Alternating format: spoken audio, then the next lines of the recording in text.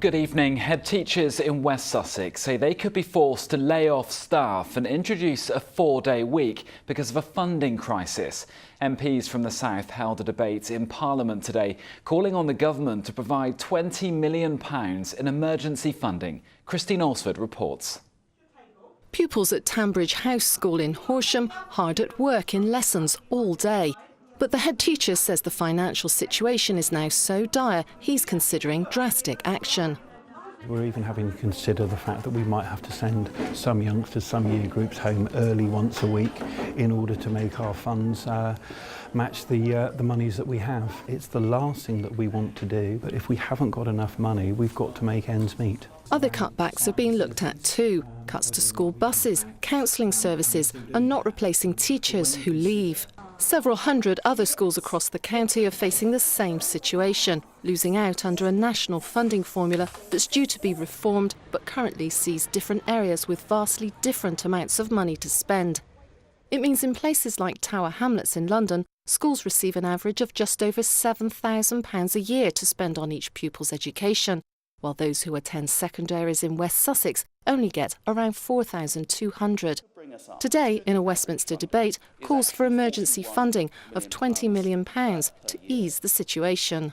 The government argues that West Sussex is receiving £1 million in extra funding from a central pot designed to fill the funding gap until a fairer solution is introduced. The Department for Education says the school's budget is protected, but schools argue that's untrue. They say they're being asked to do more with less. Pupils and parents feel cheated. Teachers aren't being replaced, and it's unbelievable. We're not in the third world, we're in West Sussex. If people, say, in London, getting so much more than us, it's just really unfair. We're going to be applying for jobs, going to university, and we need that money to support our education. We're in such a dire position that we need this interim help, and we need it now.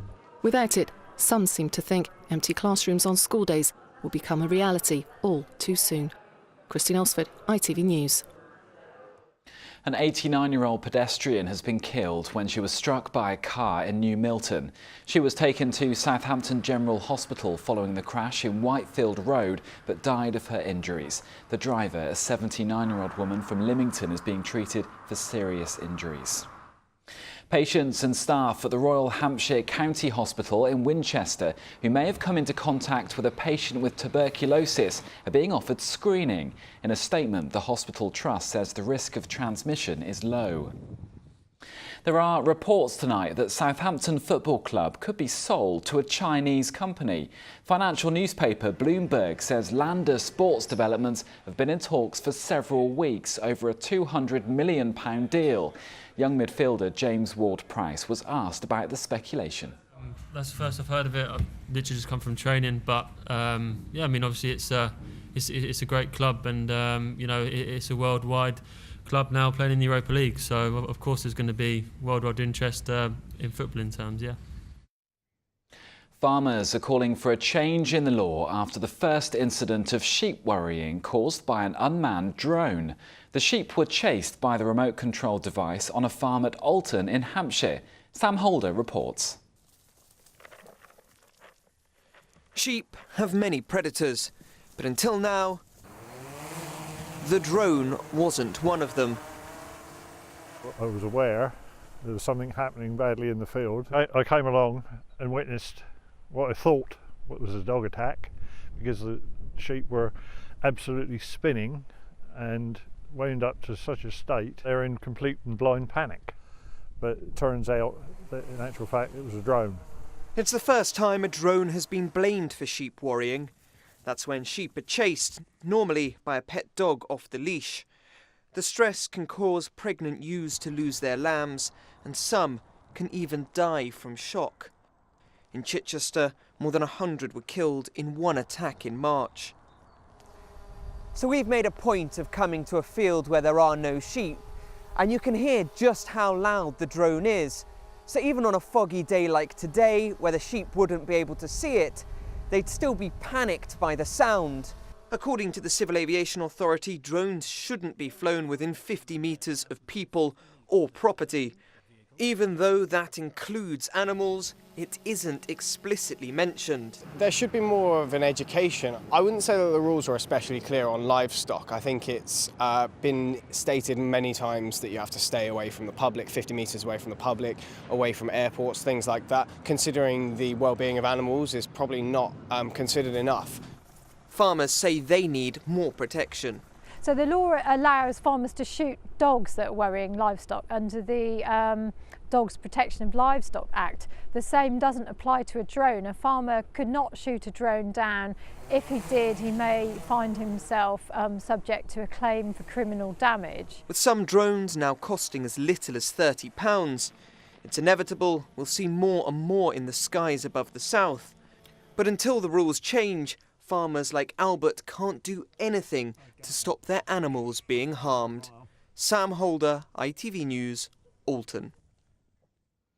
A gay rights campaigner from Brighton went to Downing Street today, calling for a full apology to gay men who were given criminal convictions. George Montague handed in a petition with more than 14,000 signatures. The 93-year-old was convicted in 1974 of gross indecency. We want an apology. When I was born only able to love another man. It was impossible. I tried very hard to love a wonderful woman who loved me. She was in love with me, but I couldn't. It's impossible. So why were we made into criminals? Because we could only love other men? A vital part of a top-secret wartime project is being restored on the Isle of Wight.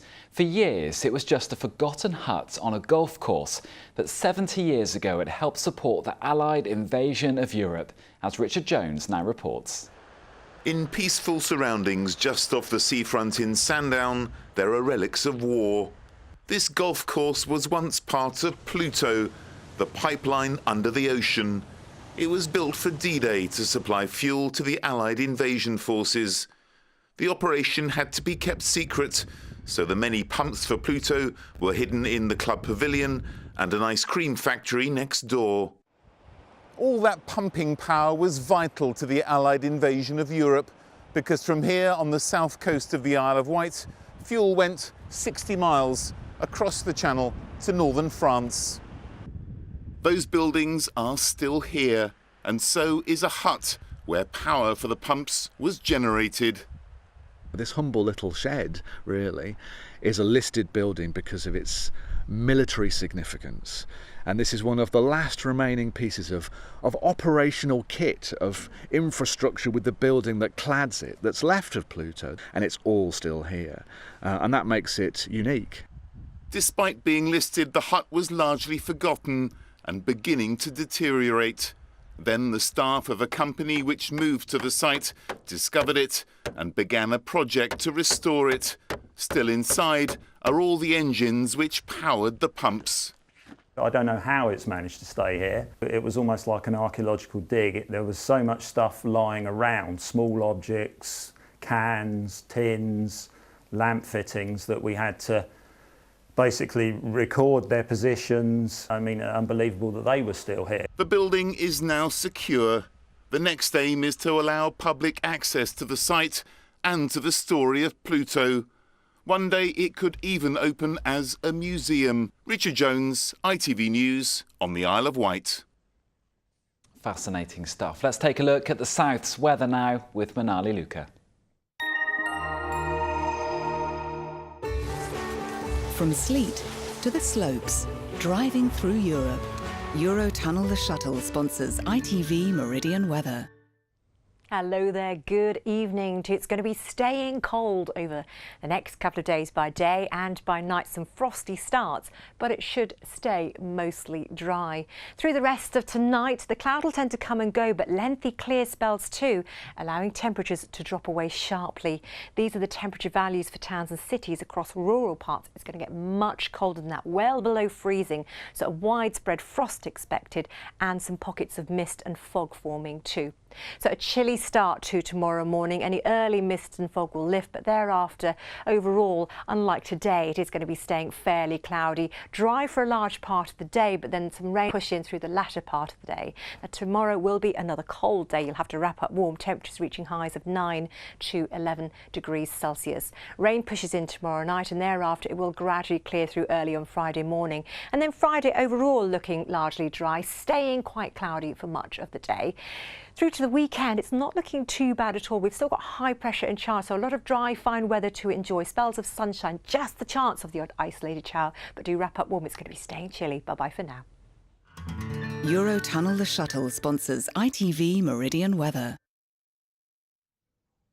And that's all from us tonight. We're back with bulletins during Good Morning Britain from 6 o'clock tomorrow morning. But from all of us here on the Late Team, thanks for watching. See you again tomorrow. Good night.